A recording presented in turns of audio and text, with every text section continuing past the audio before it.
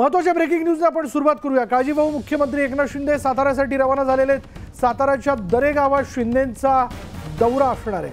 अर्थात एकनाथ शिंदे यांचं गाव जे आहे ते साताऱ्यातलं दरे हे गाव आहे आणि त्या ठिकाणी ते कायम जात असतात। आणि आता 2 दिवस आपण जर पाहिलं तर भाजपचा गटनेता निवडण्याची बैठक जी ती पार पडायची असल्या कारणाने आता वर्षा बंगल्यावरनं शिंदेंचा ताफा जो आहे तो साताऱ्याच्या दिशेने निघाला। अधिक तपशील आपण जाणून घेणार आहोत। आमचे प्रतिनिधी अजित मांढरे आपल्या बरोबर आहेत। अजित, निश्चित अजून काही निर्णय होत नाहीये म्हणून एकनाथ शिंदे आता साताऱ्याच्या दिशेने रवाना झालेत का? नक्कीच मुख्यमंत्री एकनाथ शिंदे यांचा खासगी कार्यक्रम गावाला आहे आणि त्या कामानिमित्त ते त्यांच्या गावाला साताऱ्याला दरेगाव जे आहे तिथं ते रवाना झालेले आहेत। त्यांचा परिवार आधीच त्या ठिकाणी पोहोचलेला आहे। तर दुसरीकडे साधारणपणे सकाळी 5 वाजल्यापासून माफ करा जवळपास सकाळपासून 5 तास झाले मुख्यमंत्री एकनाथ शिंदे आणि शिवसेनेचे बरेच असे मंत्री आमदार जे आहेत त्यांच्यासोबत मुख्यमंत्र्यांनी चर्चा केली। पुढचं नेमकं काय पाऊल असेल, कशा रीतीने चर्चा असेल, काय खाती येत असतील किंवा कशा रीतीने कोण मुख्यमंत्री होईल या सर्व गोष्टींवरती जवळपास 4 ते 5 तास चर्चा जी आहे ती मुख्यमंत्र्यांची त्यांच्या आमदार आणि मंत्र्यांसोबत झाली।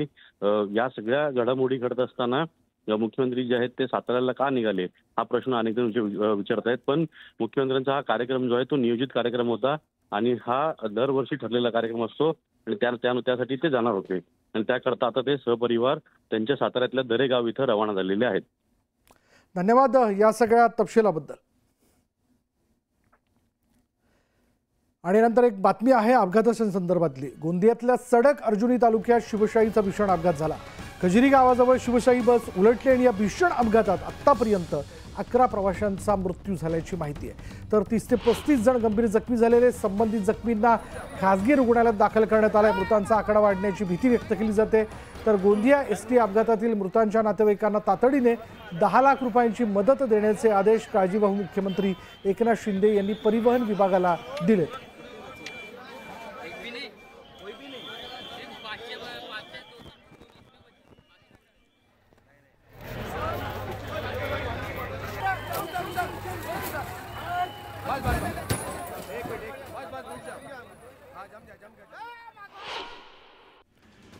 आणि आता सुपरफास्ट 100 महायुतीतला तिढा अखेर सुटलाय। महायुती सरकारचा 5 डिसेंबरला शपथविधी पार पडणार असल्याची माहिती सूत्रांनी दिली।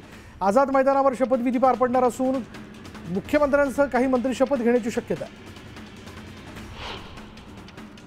महायुती सरकारच्या शपथविधी कार्यक्रमाचा मसुदा ठरवण्यात आला। राज्यपाल 18 मंत्र्यांना शपथ देणार आहेत। दरम्यान मुख्यमंत्र्यांसह 2 उपमुख्यमंत्री शपथ घेणार असल्याची माहिती सूत्रांनी दिली। एकनाथ शिंदेंची भेट घेण्यासाठी वर्षा बंगल्यावर नेत्यांची रेलचेल पाहायला मिळते आणि संजय राठोड, भरत गोगावले, प्रकाश सुर्वे, बच्चू कडू, दीपक केसरकर, नरेंद्र पवारांनी काळजीवाहू मुख्यमंत्र्यांची भेट घेतली। राष्ट्रवादी काँग्रेसचे नेते जितेंद्र आव्हाडांनी वर्षा बंगल्यात एकनाथ शिंदेंची भेट घेतली आणि या भेटीमुळे राजकीय चर्चांना उधाण आले। तर आव्हाड आमच्या सोबत आले तर त्यांचं स्वागतच आहे अशी प्रतिक्रिया उदय सामंत यांनी दिली। काँग्रेसचे पराभूत उमेदवार बंटी शेळके यांनी काँग्रेस प्रदेशाध्यक्ष नाना पटोले यांच्यावर मोठा आरोप केला। नाना पटोले हे राष्ट्रीय स्वयंसेवक संघाचे एजंट आहेत म्हणून ते कधी आरएसएसच्या विरोधात बोलत नाहीत असं बंटी शेळके यांनी म्हटलं। एकनाथ शिंदे आणि अमित शहा यांची पुन्हा 2 दिवसानंतर दिल्लीत बैठक होण्याची शक्यता आहे। एकनाथ शिंदेंनी दिलेला प्रस्ताव भाजपकडून मंजूर न झाल्यास पुन्हा दिल्लीत बैठक होणार असल्याची माहिती मिळते। राष्ट्रवादी काँग्रेसच्या संभाव्य मंत्र्यांची नावं न्यूज 18 लोकमतच्या हाती लागली आहेत। त्यानुसार अजित पवार, छगन भुजबळ, अदिती तटकरे, हसन मुश्रीफ, धनंजय मुंडे आणि संजय बनसोडेंची मंत्रिपदी वर्णी लागण्याची शक्यता आहे। विधानसभा निवडणुका पार पडल्यानंतर आता मंत्रिमंडळ स्थापनेच्या दृष्टीने हालचाली वाढू लागल्यात। आता मंत्रिमंडळातही लाडक्या बहिणींचा टक्का वाढण्याची शक्यता आहे। मंत्रिपदासाठी इच्छुक असणाऱ्या महिलांची धडपड सुरू झाली आहे। मुंबईत होणारी महायुतीची बैठक पुढे ढकलण्यात आली। ही बैठक 2 दिवसांनंतर होणार असल्याची माहिती समोर येते आणि या बैठकीत राज्यातील सत्ता स्थापनेचा फॉर्म्युला ठरणार होता। भाजपच्या गटनेत्याची येत्या रविवारी निवड होणार आहे। यावेळी नवीन चेहऱ्यांना संधी मिळणार असून अनुभवी नेत्यांना आता संघटनात्मक जबाबदाऱ्यांचं वाटप केलं जाणार आहे। गटनेत्याची निवड झाल्यानंतर 2 तारखेला महायुतीचा शपथविधी होईल अशी माहिती न्यूज 18 लोकमतला सूत्रांनी दिली आहे। भाजपच्या वरिष्ठ नेत्यांना राज्याचं मुख्यमंत्रीपद द्या असा सल्ला संघाच्या वतीनं पंतप्रधान मोदींना देण्यात आला आहे। महाराष्ट्रासारख्या महत्त्वाच्या राज्याची धुरा भाजपच्या ज्येष्ठ नेत्यालाच देण्यात यावी असा सल्ला संघानं दिलाय अशी माहिती सूत्रांनी दिली आहे।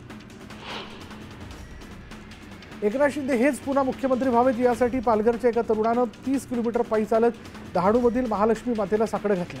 महालक्ष्मी समोर आरती करत या तरुणानं प्रार्थना केली। मुंबईत ईव्हीएमच्या समर्थनार्थ आंदोलन करण्यात आलं। या आंदोलनात सदाभाऊ खोतांसह गोपीचंद पडळकर सहभागी झाले। मुंबईतील महात्मा गांधींच्या पुतळ्याजवळ हे आंदोलन करण्यात आलं।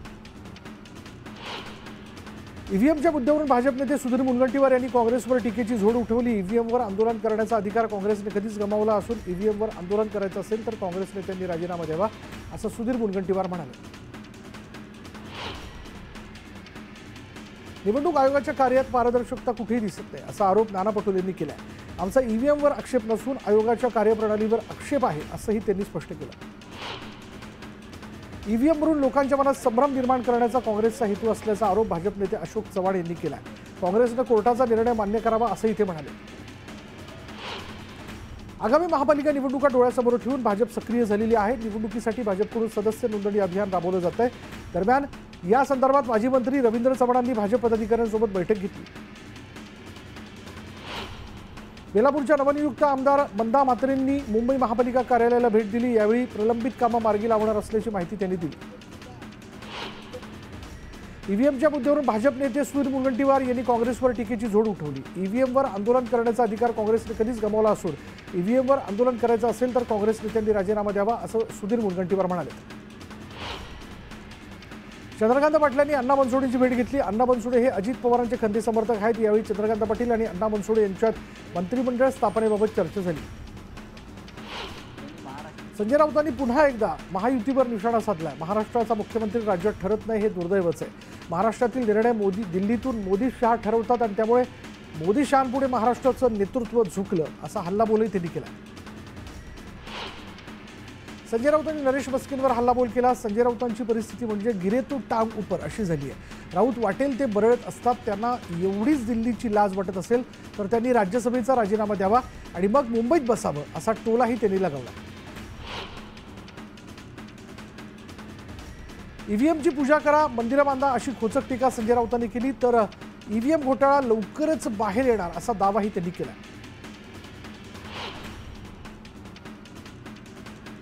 वडेट्टीवारांनी फडणवीसांना चांगला टोला लगावलाय। फडणवीस बदला घेण्याचं राजकारण करायचे ते आता त्यांनी करू नये अशी अपेक्षा आहे असा टोला त्यांनी लगावलाय। तर त्यांना आता कुबड्यांची गरज नाही, उलट ज्या कुबड्या आहेत त्या फडणवीसांवर अवलंबून आहेत असं म्हणत पवारांसह शिंदेंवरही त्यांनी निशाणा साधला। प्रियंका गांधी आणि रवींद्र चव्हाण लोकसभेत निवडून आले, मग यावर विरोधक का बोलत नाही असा सवाल भाजपचे प्रदेश प्रवक्ते राम कुलकर्णी यांनी केला। मावळ शहरात सुनील शेळकेंना शुभेच्छा देणारे बॅनर्स लागलेत आणि यात त्यांचा भावी मंत्री म्हणून उल्लेख करण्यात आला। यावेळी दादा जो बोलेंगे वही होगा असं वक्तव्य सुनील शेळकेंनी केलं। निवडणुकीत हारलो म्हणून खचलो नाही आणि म्हणून तुम्ही खचू नका। माझ्यासाठी काम करणाऱ्यांना आणि मला मतदान करणाऱ्यांना मी वाऱ्यावर सोडणार नाही असं वक्तव्य शरद पवार गटाच्या प्रशांत यादव यांनी केलं। विधानसभा निवडणुकीत ईव्हीएममध्ये काहीतरी गडबड झाल्याची विरोधकांची शंका रास्त आहे आणि त्यामुळे इलेक्शन कमिशननं त्याची चौकशी करावी अशी मागणी जी आहे ती सामाजिक कार्यकर्ते